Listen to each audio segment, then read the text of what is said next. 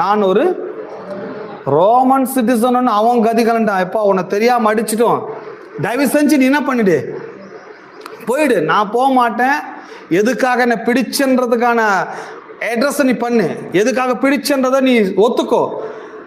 நீ ஒத்துக்கிட்டு அபிஷியலா நான் அனுப்புற வரைக்கும் நான் என்ன பண்ண மாட்டேன், போக மாட்டேன். விளங்குதா? ஒரு ரோம குடிமகனை தொட்டாலே இவ்வளவு பிரச்சனை போது அவர் நாமத்தின் மீது விசுவாசத்தை வைத்து அவரை ஏற்றுக்கொண்டவர்கள் எத்தனை பேர்களோ அத்தனை பேர்களும் தேவனுடைய பிள்ளைகளா இருக்கிறார்கள், ராஜ்யத்தின் குடிமக்களா இருக்கிறார்கள், கிங்டம் சிட்டிசனா இருக்கிறார்கள். சொல்லும்போது உங்கள் ஒவ்வொருவரையும் பிசாசோ பாதாளமோ மரணமோ உங்க மேல் அதிகாரம் செலுத்தவே முடியாது. மரணத்தை இயேசு ஜெயித்தார். ஆகவே அவரை விசுவாசிக்கிற ஒவ்வொரு பர்சனும் மரணத்தை ஜெயிக்கிறவனா இருக்கிறான். பவுல் சொல்லுகிறான், மரணமே உன் கூறு எங்கே?